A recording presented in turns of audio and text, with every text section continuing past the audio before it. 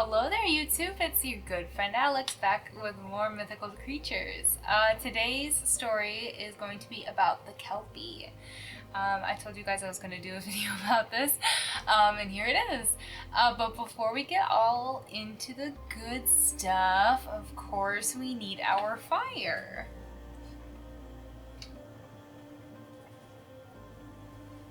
There we go. Alright, now let's get into the fun juicy stuff. The Kelpie is of Scottish folklore.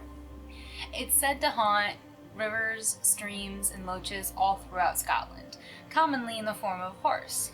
However, they were also said to be shape-shifting creatures, so they also took on the forms of beautiful women, handsome men, small children, or even elderly women.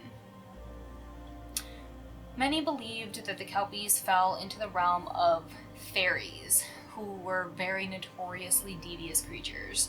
The Kelpie would appear to those as a lost horse, either black or white in color, its mane dripping wet, and would tempt those to ride it, only to bring them to their watery grave. They were able to do this by fusing their skin with the victim so that they could not escape from their clutch once they sat upon the horse. One story that I found was titled Laird Morphy and the Water Kelpie. The story follows a man named Morphy who had a great title at the time, and with his great title, he felt he deserved to have a grand house to go with his title. However, the man was cheap and he did not wish to hire people to build it. But Morphy knew of a Kelpie that lived at Ponage Pool and thought that maybe if there was some way that he could tame the creature, he would be able to force the horse to build a house for him. Sorry. Wow. Not knowing how to do this, Morphy seeks out a local witch to assist him in his endeavors. The witch informed him that in order to control the creature, he would need to sneak up on it and cut off its bridle with cold iron. Upon doing this, the Kelpie will chase after him, but if he decorates the borders of his house with rowan bows, then the horse will not be able to cross their threshold. And to hide the bridle for as long as he wished to control the Kelpie. With this information, Morphy threw a couple of silver at the witch and presented the plan to his wife. His wife was not too keen on trying to control a beast such as a Kelpie, but she went along with it anyway because she knew her husband was a cheapskate and he would have done it anyway without her help. So he instructed his wife to tie rowan branches above every door and window, but leave one window open in the back for him to climb into once the Kelpie tires itself out. And once the Kelpie tires itself out, he will finally be able to control the creature. The next day, Morphy went down to the Ponage Pool with his horse. He got off his horse a little ways away from the pond when he spotted the Kelpie at the edge of the pond, and he quietly made his way up behind it with his knife in hand. Once he got close enough, he used the hilt of his knife to hit the Kelpie as hard as he could above its eye. The blow made the Kelpie stagger for a moment, giving him enough time to grab the bridle and cut it off the Kelpie's head. The bridle in hand, he backed away from the Kelpie, whom turned around in pure anger. "What is the meaning of this?" the Kelpie yelled at the man, but for Morphy, But Morphy smiled and said, "You are my servant now, and you will come with me." Absolutely infuriated, the Kelpie yelled, "Not if I kill you first." Morphy then called for his horse, and his horse came running towards him. He hopped on it and darted towards his home, the Kelpie not far behind.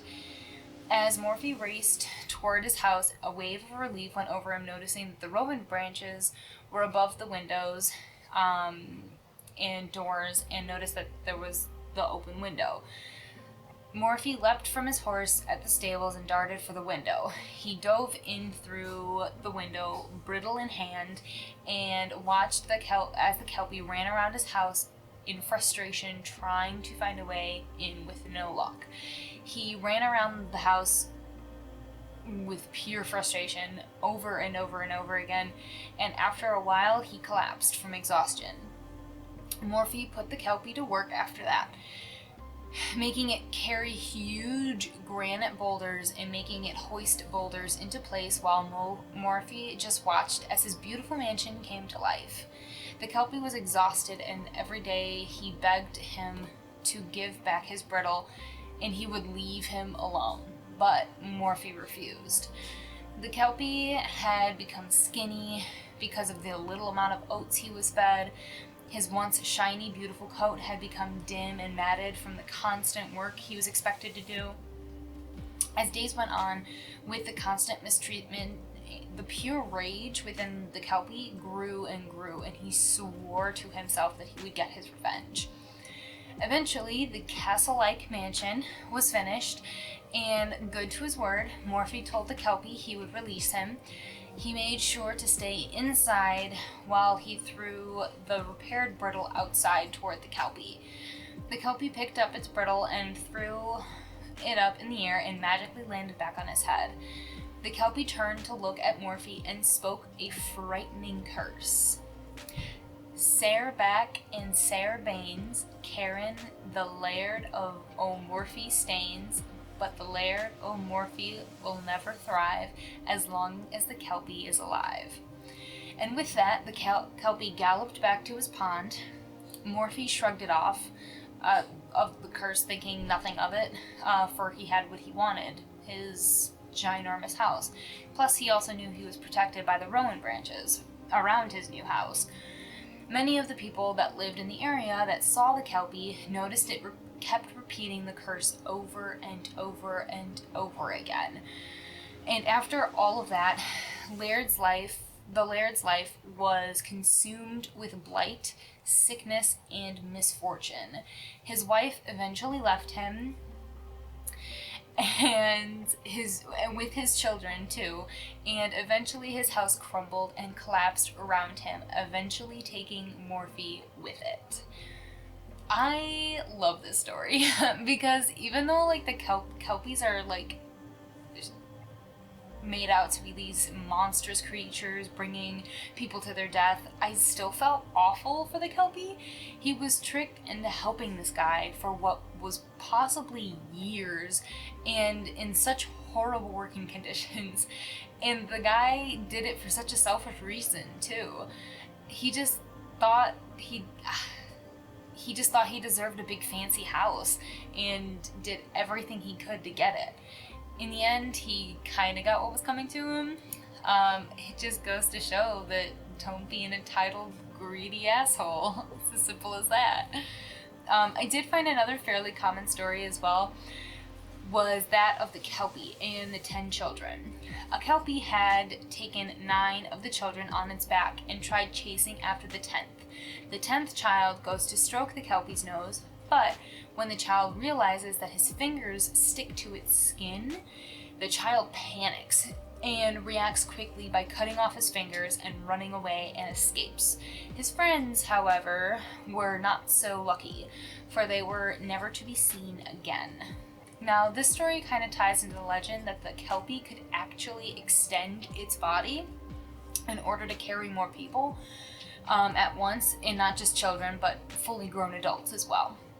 Those were some of the specific stories that I found, but I read that almost every little town in Scotland had their own stories about Kelpies, mostly with them luring people to ride them and then drowning them or eating them. But it wasn't just horses. It was also beautiful men and women that would do the same. The Kelpies would just take a different form. So needless to say, many people were very weary of approaching a lone horse, man, woman, or child that hung out by a stream, river, or pond, or whatever, which I guess is a pretty good thing. I too would be a little iffy approaching someone all by themselves, just hanging out on the edge of a pond or something. They also were saying that they used a lot of these stories to scare kids from staying away from large bodies of water so that they wouldn't drown, which is pretty ingenious, if I do say so myself. But anyway, this is my video about Kelpies. I hope you guys enjoyed it. If you have any questions or comments, like, go ahead and leave me a comment down below. I would love to hear what you guys think. And as always, be good, and if you can't be good, be safe, and if you can't be safe, be awesome. Bye.